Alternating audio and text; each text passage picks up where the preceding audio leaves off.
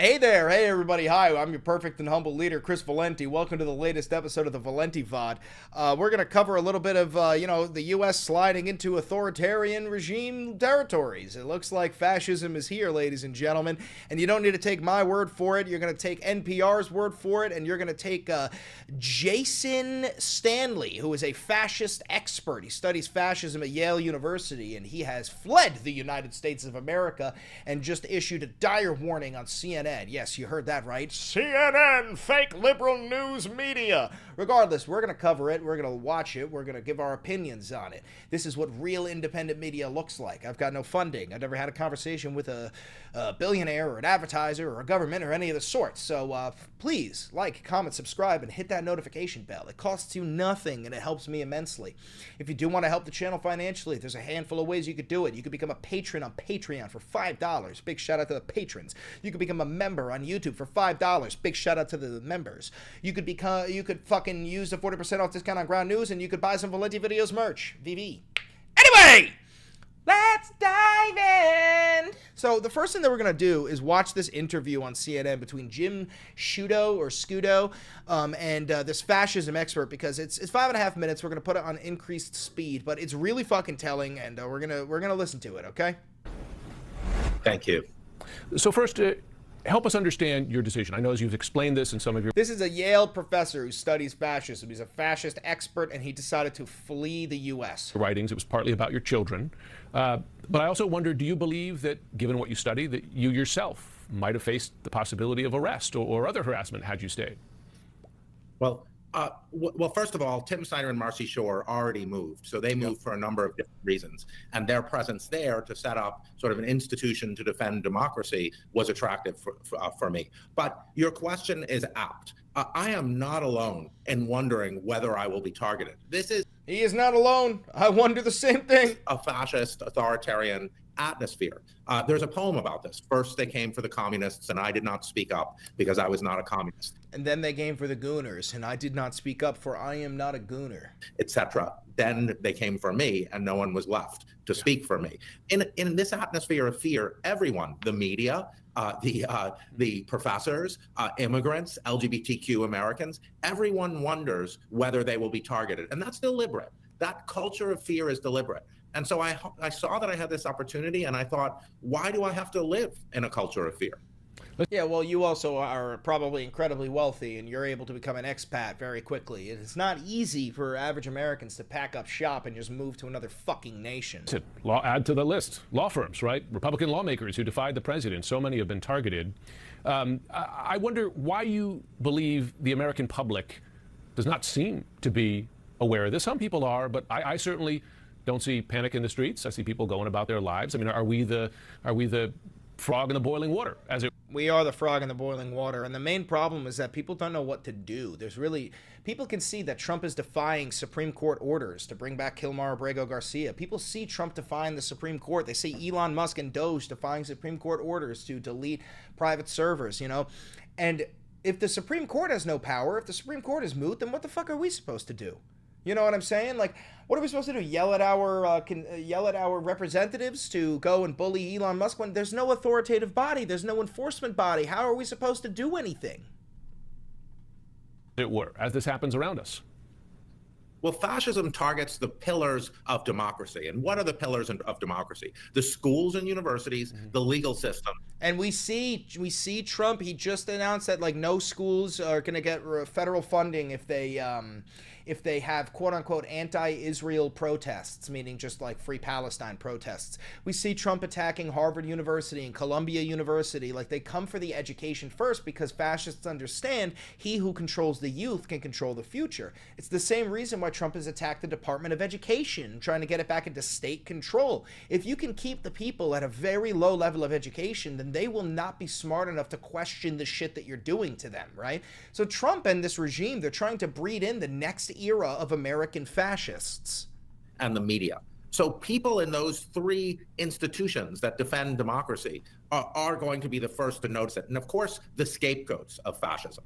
So the scapegoats of fascism vary depending upon The scapegoats of fascism, this is something that I studied when I was learning about the time period in Germany between World War I and World War II. There was the Dolchstoß myth, the stab in the back myth, and that's probably what you're going to experience in the United States today. But in Germany, what they did was they blamed the failure of the nation, their collapse, their loss of World War I.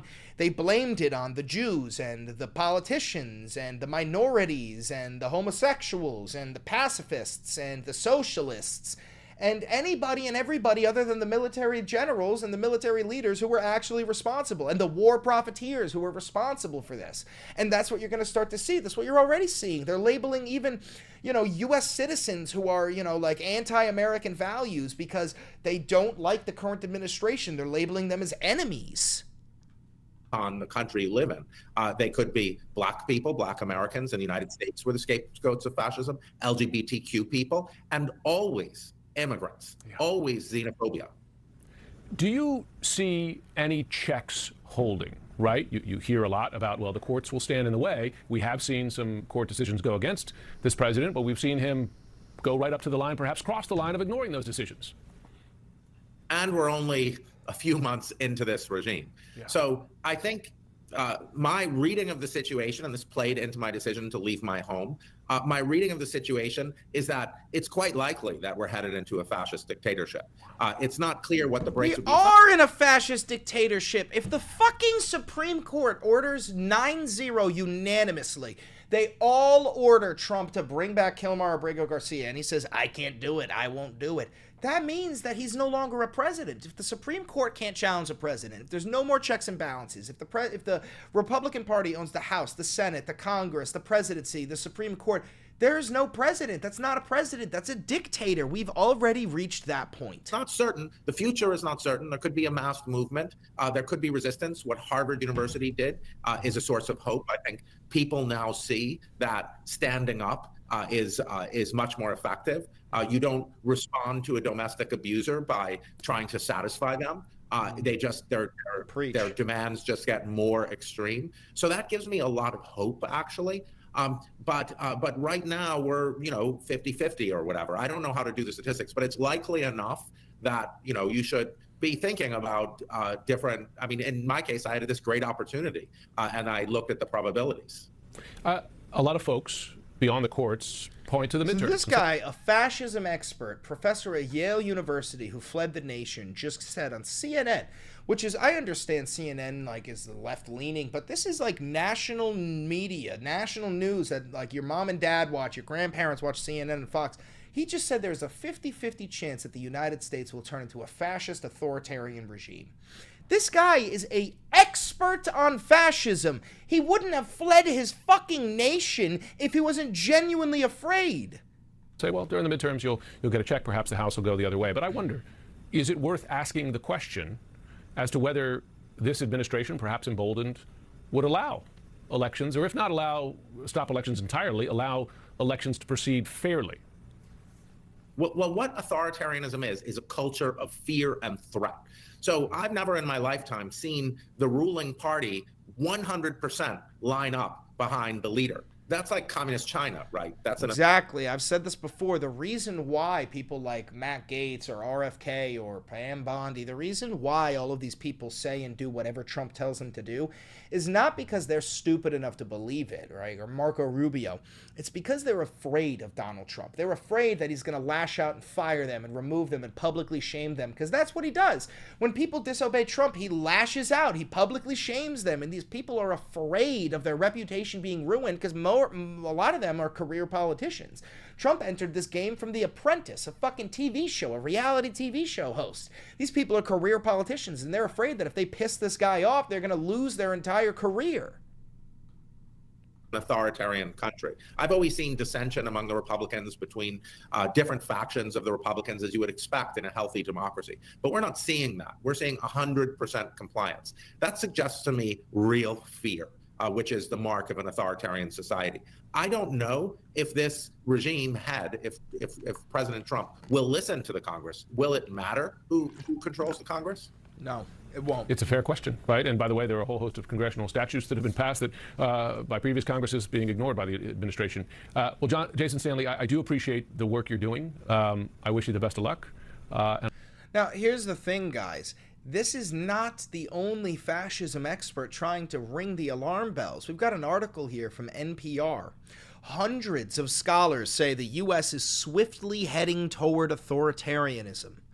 A survey of more than 500 political scientists finds that the vast majority think the United States is moving swiftly from liberal democracy towards some form of authoritarianism. In the benchmark survey known as Brightline Watch, U.S.-based professors rate the performance of American democracy on a scale from 0, complete dictatorship, to 100, perfect democracy. After President Trump's election in November, scholars gave American democracy a rating of 67. Several weeks into Trump's second term, that figure plummeted to 55. That's a precipitous drop, says John Kerry, a professor of government at Dartmouth and co-director of Brightline Watch. Quote, "There's certainly consensus. We're moving in the wrong direction." Kerry said the decline between November and February was the biggest since Brightline Watch began surveying scholars on threats to American democracy in 2017. In the survey, respondents consider 30 indicators of democratic performance, including whether the government interferes with the press, punishes political opponents, and whether the legislature and the judiciary can check executive authority. See, this is important because no, they can't. You can't check executive authority. The Supreme Court can't even check executive authority. So what's stopping Trump from taking over state governments if the Supreme Court can't step in and stop him? He could also, as we know, declare the Insurrection Act of 1807 and take over National Guard units at any given point, which he threatened to do during the George Floyd protests. Trump asked if he could declare the Insurrection Act, and his own advisors had to talk him down from deploying the fucking military during the George Floyd protests. So we already know this guy's a fucking loose cannon. It's unbelievable. Not all political scientists view Trump with alarm, but many, like Kerry, who focus on democracy and authoritarianism, are deeply troubled by Trump's attempts to expand executive power over his first several months in office. Quote, "We've slid into some form of authoritarianism," says Stephen Levitsky, a professor of government at Harvard and co-author of How Democracies Die. Quote, "It is relatively mild compared to some others. It is certainly reversible, but we are no longer living in a liberal democracy." We got some pictures of protesters waving the Turkish flag in front of a new mosque in Istanbul, showing protests nationwide. As you know, Turkey is also under Erdogan's control, who is viewed as an authoritarian dictator. Kim Lane Chappelli, a Princeton sociologist who has spent years tracking Hungary, is also deeply concerned. Quote, "We are on a fast slide into what's called competitive authoritarianism."